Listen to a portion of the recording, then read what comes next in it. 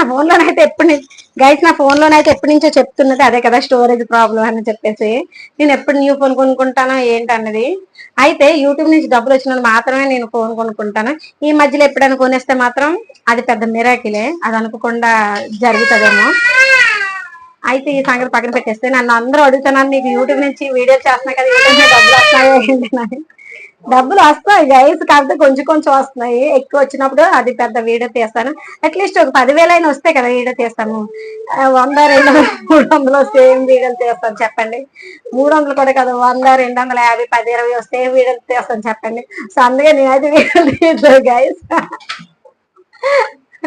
అల్లరు light తీసాడు, వాడికి okay అన్నమాట. వాడు చేసిన టెంపర్ పనులకి మనం అబ్జెక్షన్ చెప్పలేదు అనుకోండి, వాడికి ఇష్టమే. అదే నేను అదిగోండి ఫైట్ అయిపోతుంది. ఏంటి ఇది ఏంటా? పర్లేదు, పెద్ద ఇంపార్టెంట్ ఇదేమో అనుకున్నాను. అయితే గైస్ తోటకూర అయితే అలా ఉండకూడదు, కానీ నాకు అప్పుడు అలాగా కరెక్ట్. ఒరే మరి నేను ఏం చేయాలరా? వాడు బ్యాడ్ బాయ్, వాళ్ళ డాడీ ఉంటాడా? వాళ్ళ daddy very very bad boy. లేకపోతే లైట్ పైన పెట్టచ్చు కదా, పెట్టడు. గాయస్ కిచెన్ లోని వెలుగు రావట్లేదు, నాకు అదే బాధ. వీడియోలు చేసుకోవాలంటే నేను కిచెన్ లోనే ఎక్కించాను. ఏంటి బాబు తమ్ముడు ఎందుకు కొడుతున్నా? వేషాలు వస్తున్నాడు గాయస్. ఇప్పుడు నేను పైకి ఎక్కి పెట్టాలి, పెడతాను. మరి ఏం చేస్తాను? పడేవద్దు, నాకు అందించు, పడేస్తాడు. ఇలాగేవో ప్రతిదీ ఆడుకుని వస్తుంది వీడికి. అన్ని కావాలా చింటిగాడికి? పనికొచ్చిన వస్తుంటే ఆడతాడు, అదేంటో పనికిరాని వస్తుంటే ఎవరైనా ఆడతారు. కానీ వీడు అంతా రివర్స్ అన్నమాట, పనికొచ్చిన వస్తువులతో మాత్రమే ఆడుతాడు. లేగా అభి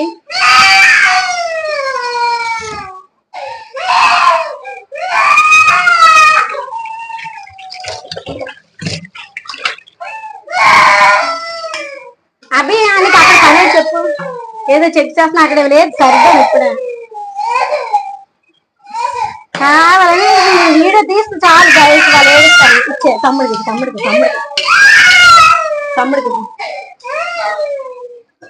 డాడీ తమ్ముడికి.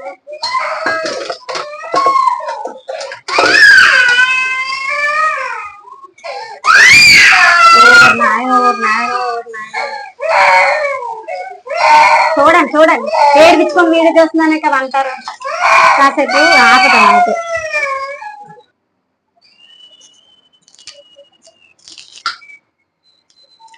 గైస్ మా సింటుగాడు అయితే ఎలాగోలాగా నాతో ఫైట్ చేసి కిందకి ఆడుకోవడానికి వెళ్ళిపోయాడు. ఆడింత గద్దడు కాదు కానీ ఊరి మీదకే చెప్పమంటాడు, లేదా ఊరి మీదకి వెళ్ళిపోతాను వదిలేంటే ఆడుకుంటాను అని అంటాడు.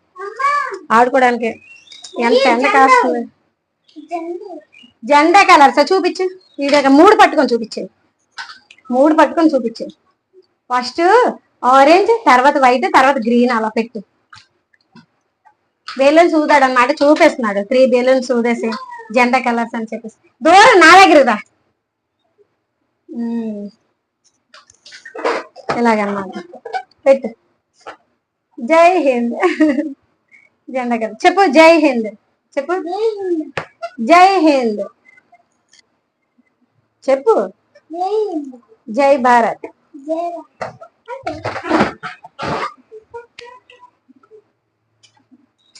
ఫ్యాన్ ఆఫ్ చేయడా? రూల్ వేసే బెలూన్స్ కిచెన్ లో ఎందుకు? సంతంతా తెచ్చి కిచెన్ లో పెడతావు. ఎంతసేపు చింటిగాడు ఆడి ఆడి ఆడి ఆడి అలసిపోయి పులుసు పెడితే పారిపోయాడు అన్నమాట.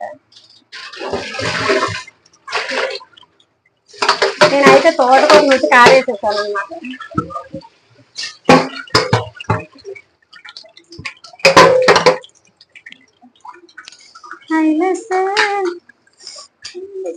నా వేళ్ళు అసలు ముందే బాగాలేదు.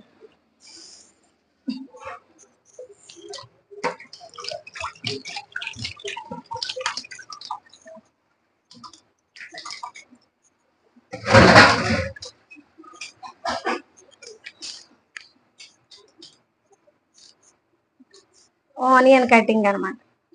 ఆనియన్ వేస్తారా అంటే నార్మల్గా అయితే జీలకర్ర వెల్లుల్లి ఎండుమిర్చి వేసి ఫ్రై చేసేస్తే బాగుంటది. కానీ నేనైతే అలా చేయట్లేదు. ఈరోజు టమాటో వేస్తున్నాను. టమాటో వేసి కర్రీలాగా అంటే కూరలాగా చేస్తాను కదా, అలా చేస్తాను. ఫ్రై అయితే ఎవరు చేసినా బాగానే ఉంటది, అందుకే నూనెలో వేయడం కాబట్టి. నేను అంతే, చాలా మంది ఏంటి ఆయిల్ వేస్తేనే టేస్ట్ గా ఉంటది, లేదంటే టేస్ట్ గా ఉండదా అనే భ్రమలో ఉంటారు. కానీ నేనైతే టేస్ట్ లేకపోయినా పర్లేదు, కానీ ఆయిల్ అయితే కొంచెం వేస్తాను అన్నమాట. కొంచెం కొంచెం కర్రీలో కొంచెం ఆయిల్ వేస్తాను. ఇందులో కుక్ చేయబోతున్నా.